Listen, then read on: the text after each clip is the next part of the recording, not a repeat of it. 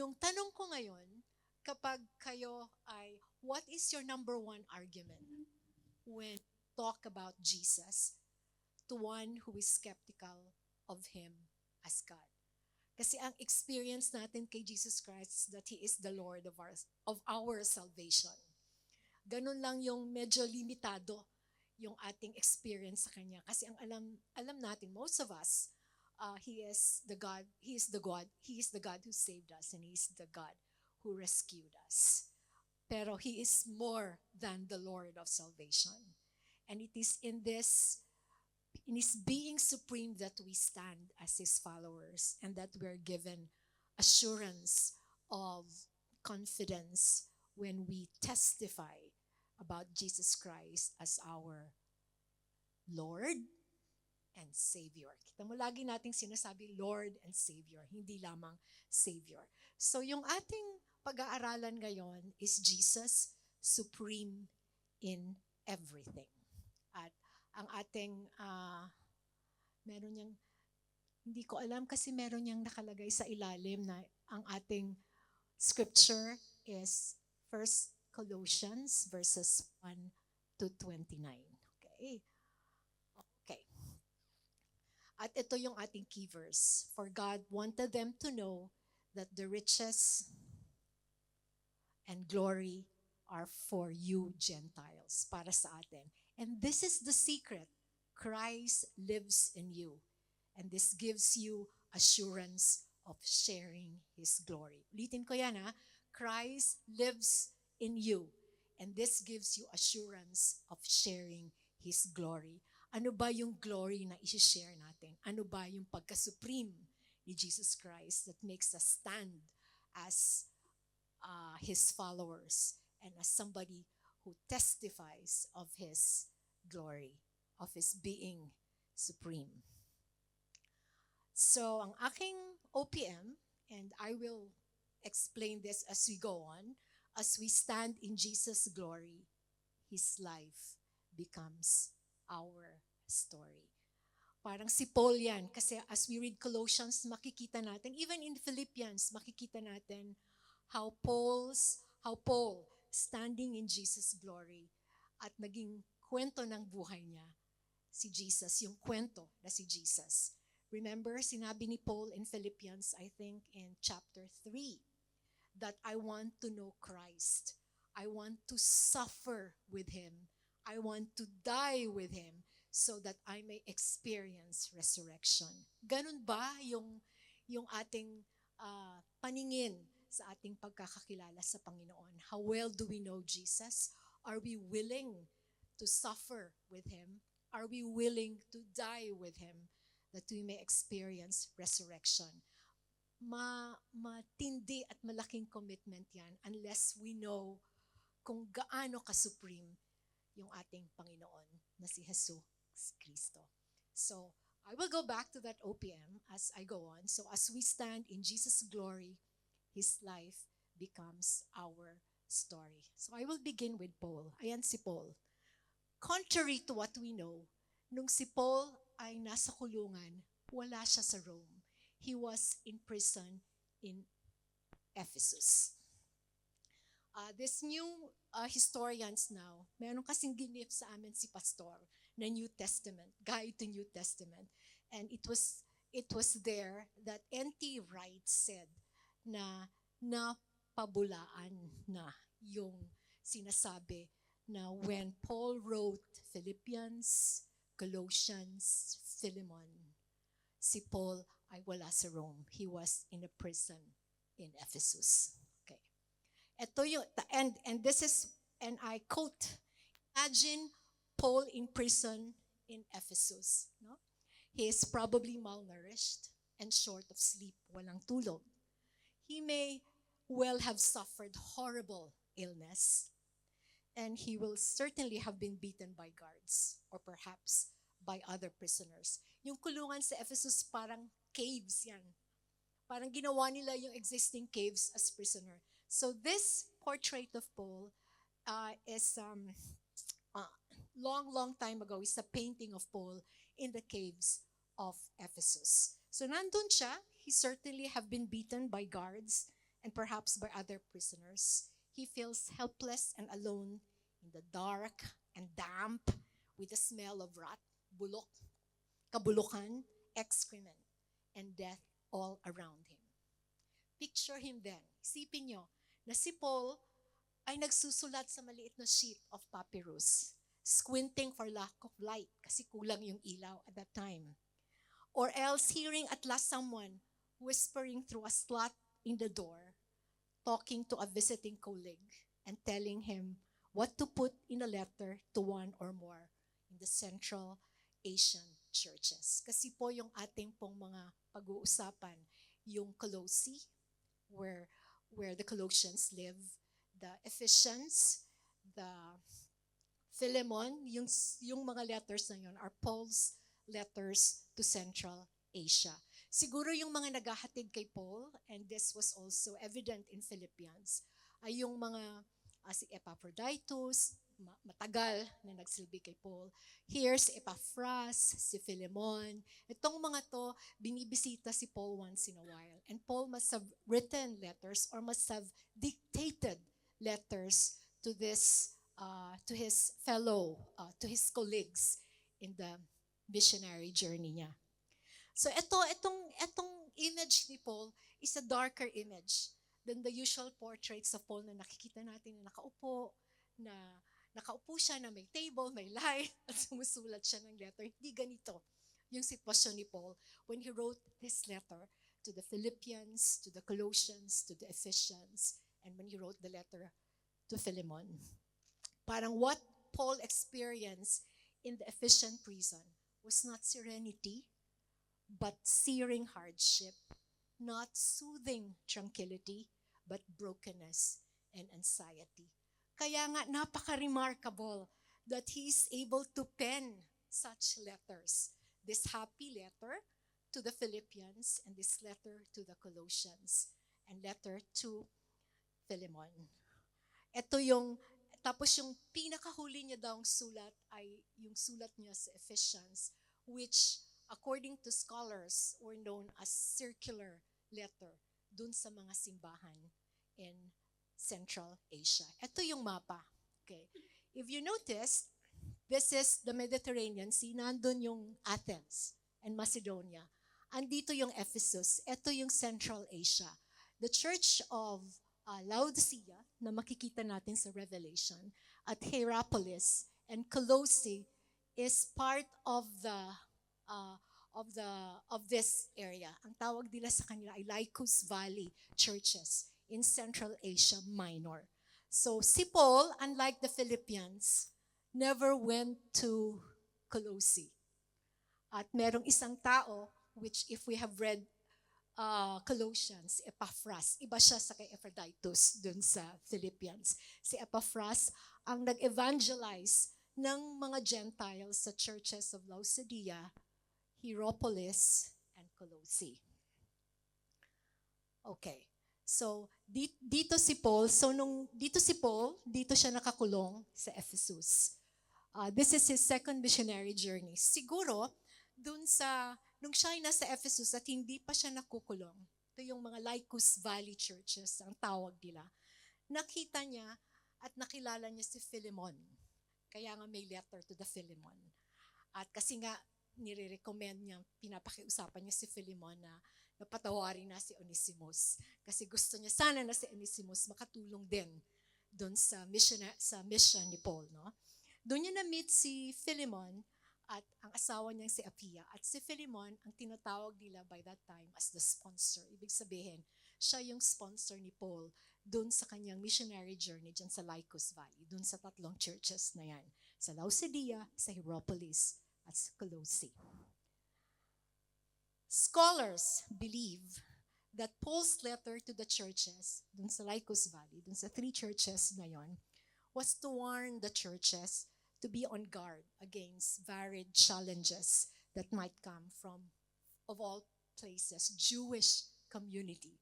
At dun sa mga, kasi grabe yung kanilang worship, ang kanilang number 1 goddess is Artemis. Spiritual and worship of angels. Kaya this was a letter, although hindi natin yan masyadong nakita sa Colossians chapter 1.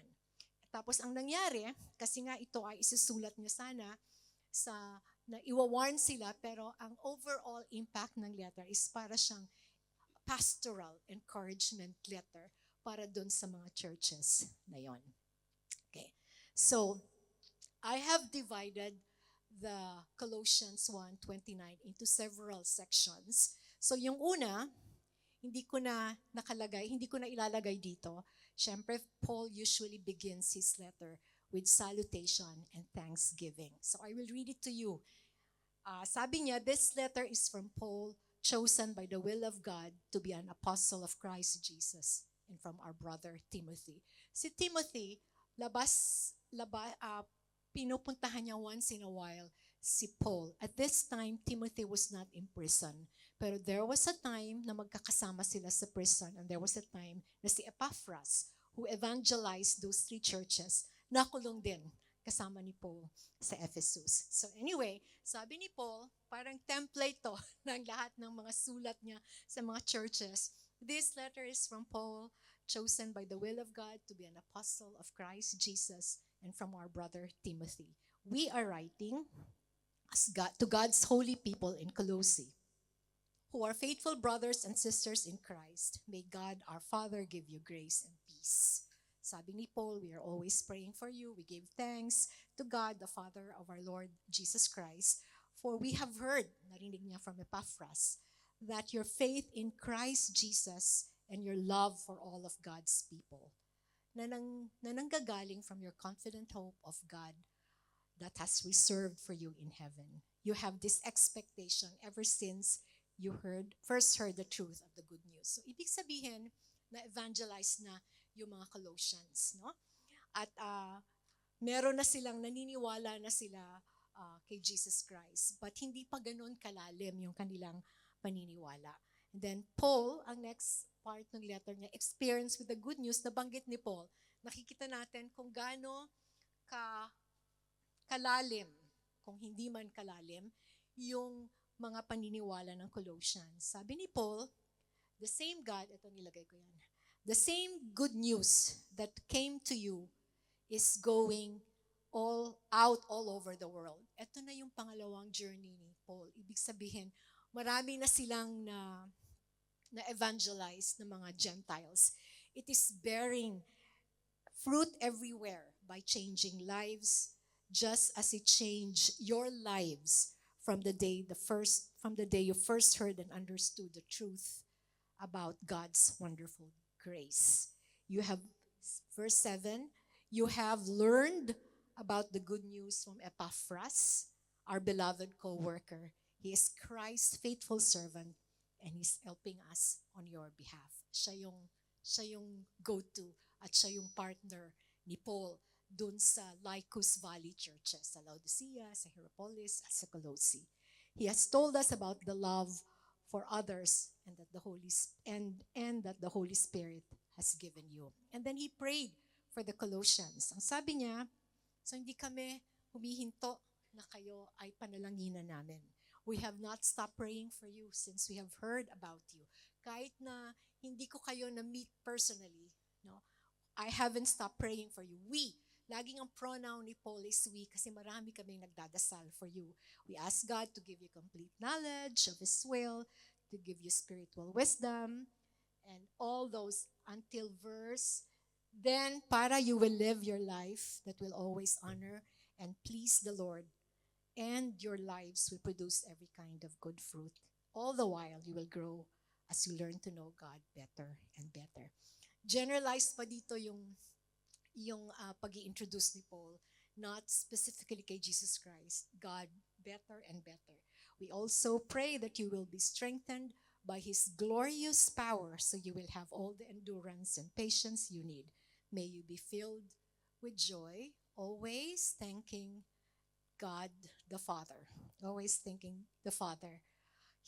Ito na yung transition niya, He has enabled you to share the inheritance that belongs to His people who live in the light. Unti-unti pinapasok niya na si Jesus Christ. So, pinasok niya na si Jesus Christ as the rescuer. Ini-introduce niya na si Jesus Christ as the Lord of our salvation. He says in verse 13, For He has rescued us from the kingdom of darkness.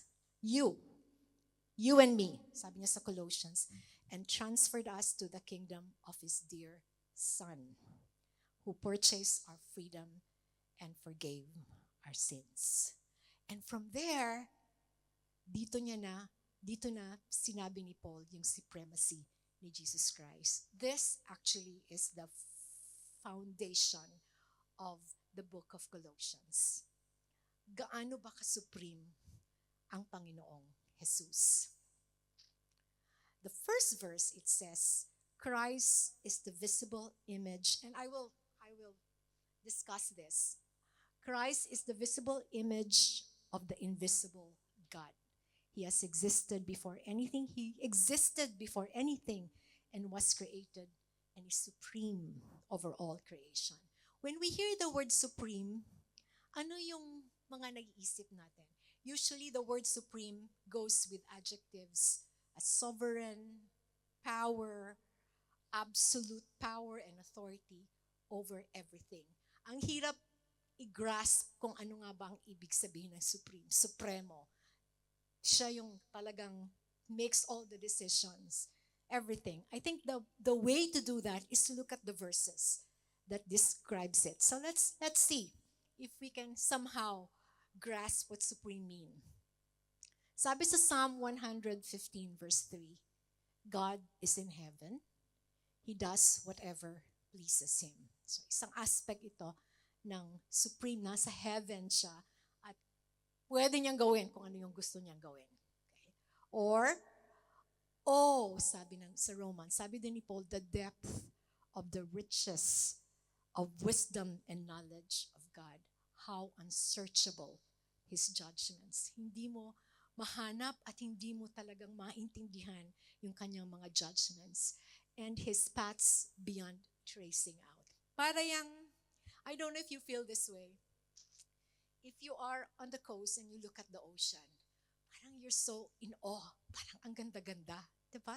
Parang, wow, this is such a powerful force of nature. You are so amazed at it. Pero natatakot ka to venture into the ocean. Although alam mo that it is unsearchable. Ang dami mong hindi pa alam at natatakot kang finding out what the ocean is there for. Of course, God is more than the ocean. Pero parang makuha nyo lang yung feeling na, wow, parang hindi mo talaga mahawakan o mag-grasp. And then in Hebrews 11:33, sabi, through faith, we understand that the worlds were framed by the word of God, so that the things which are seen were not made of things which do appear. Naalala niyo sa Genesis, there was nothing on earth, and God said, and God called, and God said. Puro dun sa word niya, kung paano nakikreate yung universe. And then in Jeremiah, Sovereign Lord, you have made the heavens and the earth by your great power and outstretched arm. Nothing is too hard for you. This is something that we know, no? Walang imposible sa Panginoon. Pero isipin nyo na ang dinidescribe dito ni Paul, yung supremacy is Jesus Christ. Okay? But nothing really captures this but the next verse, which is in Colossians, verse 16. Sabi ni Paul, for through Him, God created everything in the heavenly realms and on earth. Hindi lang dito sa earth, in the heavenly realms. He made the things we can see and the things we cannot see. Ano tong mga to? Such as thrones, kingdoms, rulers, and authorities in the unseen world. Okay? Everything was created through Him and for Him. Ito yung supremacy ng Panginoon. He existed, sabi sa verse 17, before anything else and holds all the creation together. Anong ibig sabihin yan? He existed before anything else, affirms that Christ's existence before creation. Meron ditong ginamit na firstborn. Maraming nagtatanong, ano bang ibig sabihin ng firstborn? Si Christ ba ay unang kinreate ni God? But according to the scholars, bago na-invento yung word na create, nando na si Jesus Christ. Okay? So, ang ibig sabihin ng firstborn, He is authority. He's the authority above all. Hindi ibig sabihin na kung sino yung naunang kinreate. Okay? Even in the culture of the Jews, no? Pag sinabi mong firstborn, not necessarily biologically na unang ipinanganak. Pero the eldest son usually is the firstborn, kahit na hindi siya yung unang pinanganak. So yung Passover, hindi ibig sabihin na lahat ng mga firstborn na namatay ay unang pinanganak. Not necessarily. So the same then with the use of firstborn. It affirms Christ's existence before creation. And in the beginning, He holds all creation together. Imagine nyo yun. I don't know if you have this movie, the Left Behind.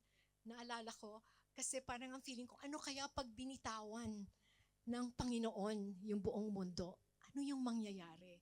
And then, the only thing the limited mind that we can figure is, mawawala yung gravity, mahuhulog yung mga eroplano, magka-crumble yung mga mundo, mawawala yung umaga at gabi.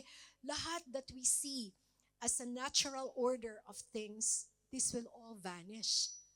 Kasi si Jesus holds this together. He holds all creation together. Siguro, halala ko nung kami ay, nung maliliit pa yung mga anak ko, pag dumadaan kami sa ilalim pag yung MTR, between Simsa, Chuy, and Central, di ba, alam natin na sa ilalim na yon ng dagat, yung mga tunnels na yon. Tapos ang fear talaga ng bunso ko, paano na lang daw? Pag nagiba yung mga tunnels, di lahat daw ng mga tubig pupunta sa loob ng train. And all this, pag ini-imagine mo, talagang it can happen. So of course, nakikita natin may mga earthquakes, may mga fires, may mga storms, and not because Jesus does not hold this creation together, but because meron lang siyang gustong ipamalas sa atin through all this. But if ever, ito na yung sinasabi nilang, ano na lang, pagkatapusan na ng mundo, He holds all creation together, bibitawan ng Panginoon. Can you imagine what would happen? And baliktarin natin, can you imagine that He holds all creation together? What does that mean? He is in absolute control. Kung tayo, ang number one fear talaga natin, mawawalan tayo ng control. We want to be narrators of our own life. Gusto natin tayo yung magkocontrol ng buhay natin. Ito dapat yung mangyari, ito dapat mangyari. Pero hindi naman yan nangyayari. Kasi alam natin na there are many things about our lives that are really uncontrollable. But when we think that Jesus holds everything together and that Jesus is an absolute supreme God, He is in control. So wala naman talaga tayong dapat ikabahala. There is nothing that we can be anxious about. In Genesis 1, no, nung fino-form pa lang ni God yung universe, in the beginning, God created the heavens and the earth. Then God said, let there be light. Then God called this day, and then God, let there be darkness, and God called this night. Lahat called, said. At sino yung word doon? Sabi sa 1 John, and the word became flesh. Ito si Jesus Christ. He was there from the very beginning. Everything is kept in its present state by Jesus' power. Without His support, everything fall into disorder or sinks back to nothing. Ganun yung pagka-Diyos ni Jesus Christ. Okay? And then, sinabi niya, from the God of the universe, from the Lord of the universe, Paul shows us the Lord of salvation. And then, he shows us that Jesus, dahil siya ay nagkatawang tao, he becomes the head of the church. God is also the head of the church, which is His body, which is his body. He is the beginning, supreme over all who rise from the dead. So he is first in everything. Anong ibig sabihin ng he is the beginning, supreme over all who rise from the dead? This refers to Jesus' resurrection. He is supreme over all who rise from the dead. And because we are his followers, we will also experience the rising from the dead, that resurrection that Paul so wanted to experience. Jesus is the head of the universal creation. Ibig sabihin, the whole of the universe. And then the next, ang tawag nila new creation, is his church. Jesus is the head of his church. Then in verse 19, for God in all his fullness was pleased to live in Christ. In all his fullness. Parang Jesus Christ is fully God. Kahit na nung nagkatawang tao siya, God in all his fullness was pleased to live in Christ. God was pleased to have all his fullness dwell in Jesus. And through him, because of this, he was able to reconcile himself to all things, whether things on earth or things in heaven, by making peace through his blood shed on the cross. Ni-reconcile niya tayo. Dahil nga napakalayo na natin sa Panginoon, Jesus had to die on the cross. And this blood is the reconciling element na tayo ay na-reconcile sa Panginoon through Jesus Christ's blood. Ganon yung ginawa niya during the incarnation.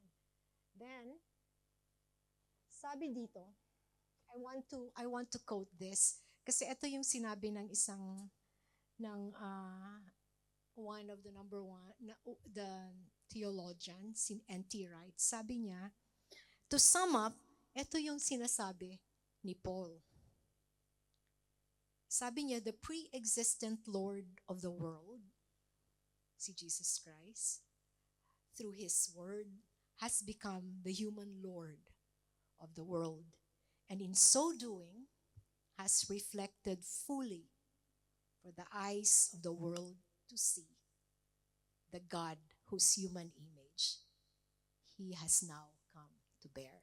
Remember the first verse, verse 15, sinabi niya that Christ is the visible image of the invisible God.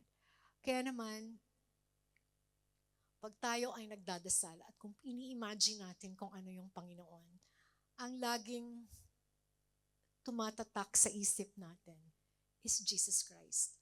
Kasi, ano pa nga ba? Kasi siya yung visible image of the invisible God. So, ang next ngayon, dahil ito ang sinasabi ni Paul, dahil talagang pinupush niya, sinasabi niya, ito yung supremacy ni Jesus Christ. So ano ngayon, Colossians? Now that you know that Jesus Christ is the Lord of the universe and the Lord of the present world and the head of the church, what is it that you have to do? In verse 21, sabi niya, this includes kayo, Colossians, dahil kayo dati malayo from God, kayo yung kanyang mga kaaway, separated from him by your evil thoughts and actions. Now, because of Jesus Christ's death, you are reconciled to himself. As a result, you have been brought into his own presence. Sabihin, nandun na kayo.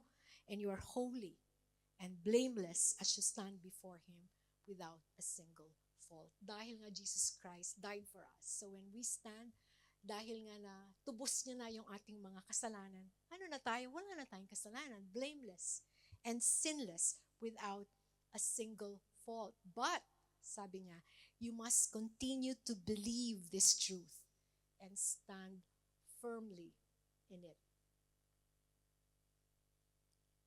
Verse 23. Don't drift away from the assurance you received when you heard the good news.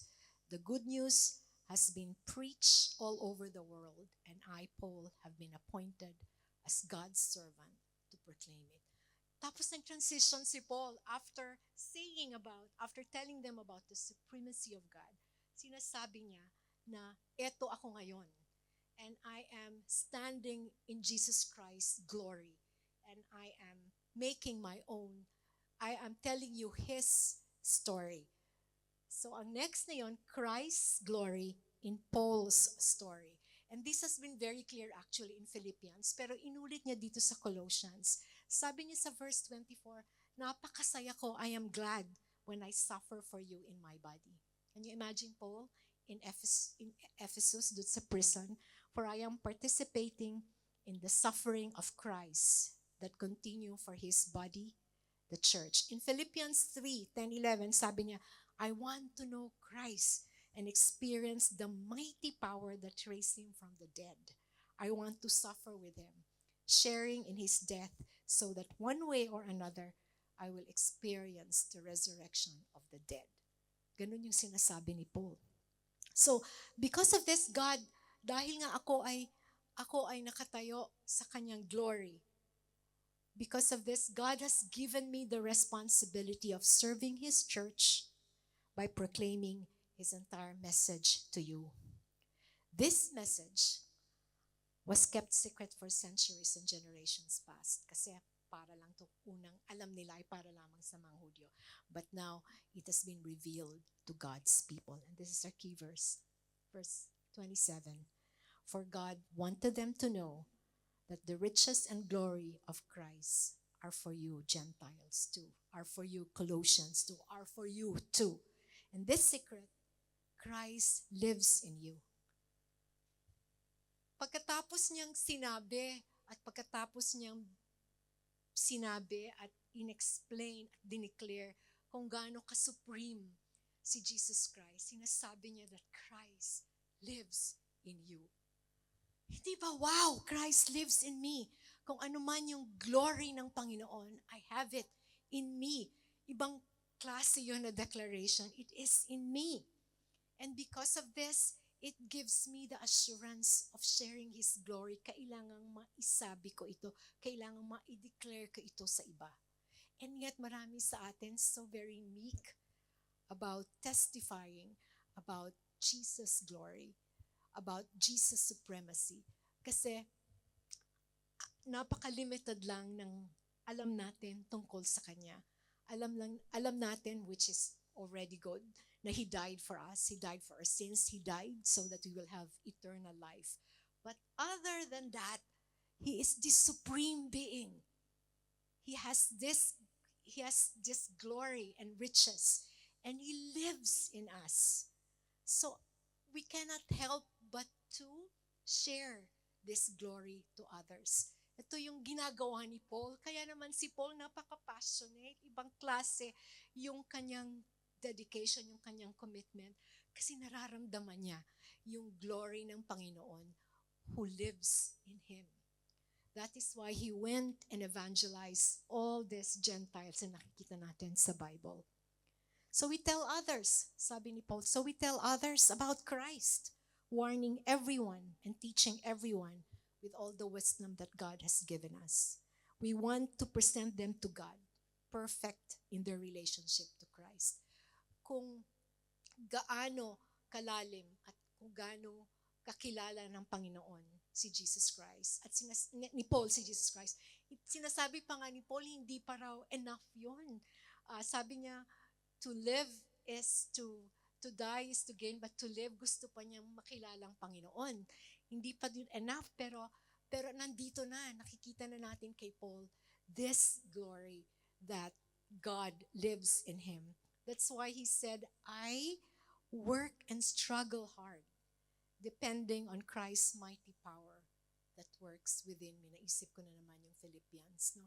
Sabi sa Philippians, for God is working in you, for God lives in you, giving you the desire and the power to do what pleases Him. Hindi lang desire and the power to do what pleases Him. Ito yung nangyari kay Paul. So kapag sinubstitute ko yung OPM ko, as Paul stands in Jesus' glory, his life becomes His story. Yung buhay niya ay nagiging kwento ng Panginoon. Parang nag-replicate, no? As Paul stands in Jesus' glory, his life becomes His story. As we stand in Jesus' glory, His life becomes our story.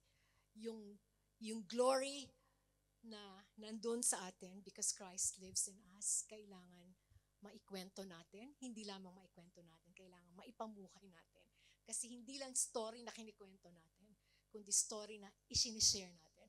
Kung hindi story na ating ipinamumuhay. So as we stand in God's glory, His life becomes our story. His life becomes our story to tell, to declare to the rest of the world, of the unbelieving world. His life, like Paul, becomes our story to live. Kaya nga, ito yung statement ko, it is just so mind-boggling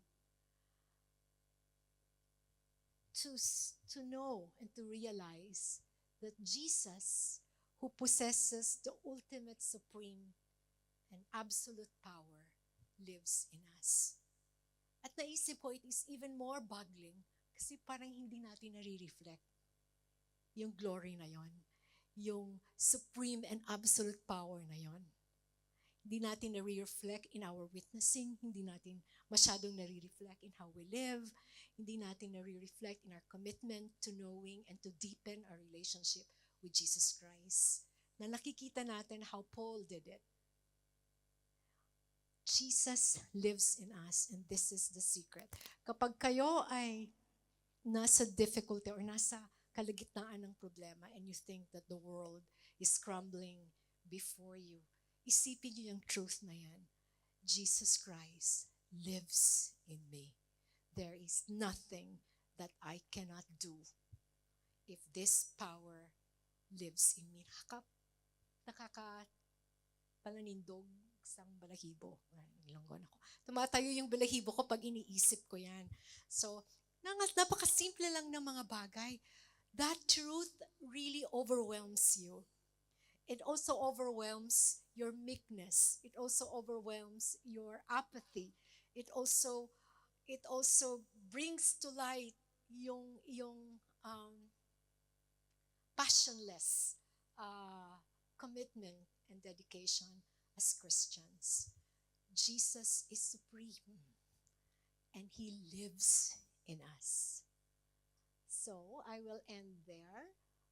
Kung kayo ay nakikipagtalo, usually, no? Hindi naman nakikipagtalo. Kung meron kayong gustong i-convince that Jesus is God, other than, besides salvation, na kayo ay, ito kasi alam natin sinave na ako ng Panginoon.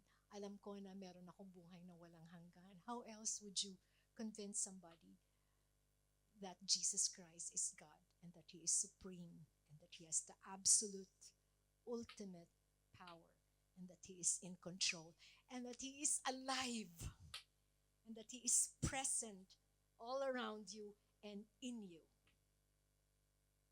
Parang wow. Parang pag nakatayo ka dun sa harap ng ocean, parang lahat yung ocean bigla lumapit sa'yo. Hindi ka nalunod, but you're surrounded by that big body of water. That overwhelming, natatakot ka, you stand in fear, but you are embraced by such power na wala kang magawa kundi lamangoy at sabihin sa iba, hoy, ito ang Panginoon. Ito ang Panginoon na aking sinasamba. Ito ang Panginoon na nasa puso ko. Ito ang Panginoon na siyang umaalay sa akin, na siyang dumadala sa akin, na siyang hindi lamang ako kundi ang buong mundo. So when you wake up in the morning na, nagising ka, who do you think was responsible for that? When you sleep, who do you think is responsible for that? When you get all this, kahit yung simple lang na may nakita kang magandang puno, ang ganda-ganda ng puno, lahat-lahat, who do you think is behind that? Who do you think is behind the forgiveness that you have shown to people, or the empathy that you have shown to people, or the generosity that you have shown to people, or all the blessings that you have that keeps you awake, naglalakad ka lang, and still, nakakalakad ka. Gumagaling ka sa sakit. Why? Because Jesus Christ holds everything. He is in control. He lives in you. He gives you the power and the desire to do what pleases Him. Nalala ko na naman yung OPM ni Pastor dati, no? Na helping is, sabi ni Pastor, helping is good basta it is according to God's will. It is according to what God wants you to do because it pleases Him. So I will end with that. I want you to go to bed tonight at isipin nyo, nako, yung si Jesus is in me. His glory is in me. The supreme God is in me. He lives in me. Now, how would I share this glory to people? Other than talking, how would I share this life that would be radiant? Parang si Jesus yung radiance ng God the Father lumabas sa kanya at lumabas kay Paul kasi gusto niyang gawin ito. Becomes His story, God's glory. That's your challenge. How can God's glory become your story?